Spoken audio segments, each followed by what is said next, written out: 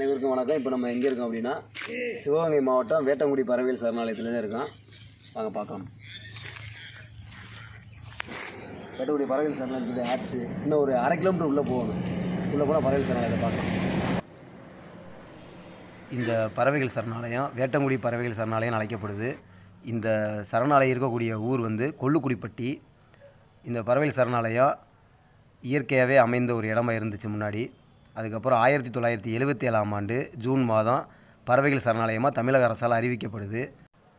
இந்த சரணாலயத்துக்கு அதிகமாக வரக்கூடியதில் முக்கியமான பறவைகள் அப்படின்னு சொல்லி பார்த்தோம்னா உன்னிக்கொக்கு, முக்குளிப்பான், நீலச்சிறவி, சாம்பல் நிற நாரை, இரவு நாரை, பாம்புதாரா, கருநீல அரிவாள் மூக்கன், கரண்டிவாயன், நத்தை கொத்தி நாரை, இது மாதிரி 217 வகையான பறவை இனமும் 8000 வகையான வெளிநாட்டு பறவைகளும் இந்த இடத்துக்கு வந்து போயிட்டுருக்கு. குளிர்காலங்களில் ஒரு பறவைகளுக்கு உறைவிடமாக அமைந்திருக்கு. நீங்கள் இந்த இடத்துக்கு வரும்போது எந்த காலகட்டத்தில் வரணும் அப்படின்னு பார்த்தோம்னா நவம்பர் மாதத்துலேருந்து பிப்ரவரி மாதம் வரை நீங்கள் இந்த இடத்துக்கு வரலாம். அதிகமான பறவைகளை நேரடியாக நீங்கள் பார்க்கலாம். இந்த பறவைகள் சரணாலயம் கிட்டத்தட்ட ஒரு 40 ஹெக்டேர் நிலப்பரப்பில் அமைந்திருக்கு. இந்த பறவைகள் சரணாலயம் தமிழக அரசினுடைய கட்டுப்பாட்டில் தான் இருக்குது. கொள்ளுக்குடிப்பட்டி ஒரு கண்மாய் பகுதினே சொல்லலாம். இங்கே வெளிநாட்டு பறவைகள் தன்னோட உறைவிடமாகவும் இனப்பெருக்கம் செய்யவும் இந்த இடத்துக்கு வந்து போயிட்டுருக்கு. இப்போ நீங்கள் அதை பார்த்துட்ருக்கிறது அந்த பெயர் பலகையில் எந்தெந்த பறவை முக்கியமான பறவை அதிகமாக இருக்குன்றதை காமிச்சிருக்காங்க.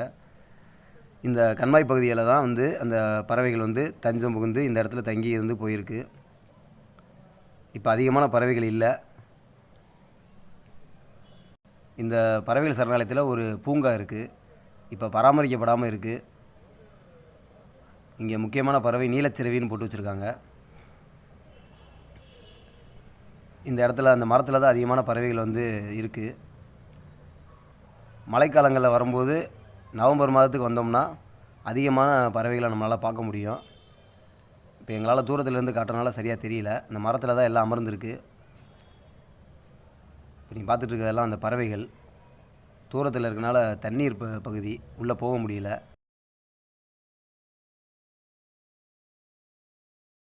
இயற்கையாக அமைந்த ஒரு இடம் இந்த இடம் பறவைகள் சரணாலயத்துக்கு. அதை பறவைகள் அதிகமாக வந்த காரணத்தினால தான் இது வந்து பறவைகள் சரணாலயமாக அழைக்கப்பட்டிருக்கு. இந்த பறவைகள் சரணாலயம் இருக்கிறதுனால இந்த கிராமத்தை சேர்ந்தவங்க தீபாவளிக்கு வெடி போட மாட்டாங்க, போடக்கூடாது. அதே மாதிரி இந்த பறவைகளை வேட்டையாடக்கூடாது. இந்த கொள்ளுக்குடிப்பட்டி பறவைகள் சரணாலயத்துக்கு 2 வழி இருக்குது. நம்ம நுழைவாயில் வழியாகவும் போகலாம். இப்போ நம்ம பார்த்துட்ருக்கிறது மதுரை, மேலூர், திருப்பத்தூர் ஒரு நெடுஞ்சாலை. இங்கேருந்து கொள்ளுக்குடிப்பட்டிக்கு போகலாம். 2 பாதை இருக்குது. இந்த பாதையிலையும் போய் நாங்கள் பறவைகள் இருக்கிறத பார்க்குறக்காக கம்மாய் பகுதி போயிட்டுருக்கோம். இந்த தேசிய நெடுஞ்சாலையிலேருந்து இடதுபுறமாக போகணும். இந்த சாலையில் போனோம்னா அந்த ஊருக்கு போயிடலாம். கொள்ளுக்குடிப்பட்டிக்கு 2 பாதை. இப்போ நம்ம அந்த கம்மாய் பகுதியில் வந்துட்டோம். இங்கே ஒரு சில பறவைகள் தான் இருக்குது. இப்போ அதுக்கு உகந்த காலத்தில் நம்ம வந்தோம்னா நவம்பர் மாதத்துலேருந்து பிப்ரவரி மாதத்துக்குள்ளே வந்தோம்னா நிறையா பறவைகளை நம்ம பார்க்க முடியும். இப்போ ஒரு சில பறவைகள் மட்டும்தான் இருக்குது. அருகில் போனோம்னா அது நம்மளை பார்த்து பயந்து பறக்க ஆரம்பிச்சிருது. அதனால் அருகில் போய் நம்மளால் வீடியோ எடுக்க முடியல.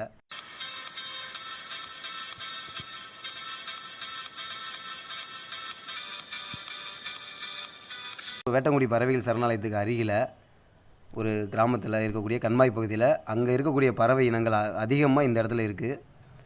வேட்டங்குடி பறவைகள் சரணாலயத்தை விட இப்போ நம்ம பார்த்துட்டு இருக்கிறது அதிகமான பறவைகள் இருக்கக்கூடிய ஒரு இடத்த. அது கண்மாய் பகுதியில் வந்து இறை தேடி வந்திருக்கு. இப்போ நம்ம அருகில் போனோம்னா அது பறக்கக்கூடிய ஒரு சூழ்நிலை தான் இருக்குது.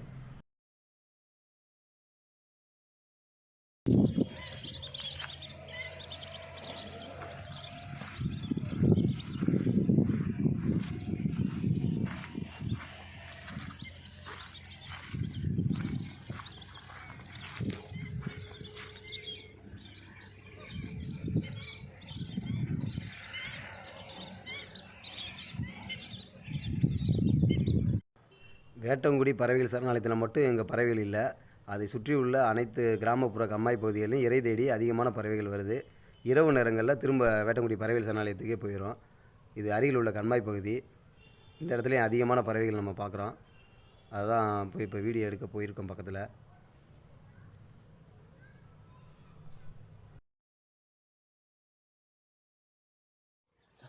இந்த பறவைகள் சரணாலயத்தை பார்க்க வரக்கூடிய ஆசை இருக்கிறவங்க, பார்க்க நினைக்கிறவங்க நவம்பர் மாதத்துலேருந்து பிப்ரவரி மாதத்துக்குள்ளே இடைப்பட்ட காலத்துக்கு வாங்க. அப்போ தான் நீங்கள் அதிகமான பறவைகளை, அதிகமான வெளிநாட்டு பறவைகளையும் பார்க்க முடியும்.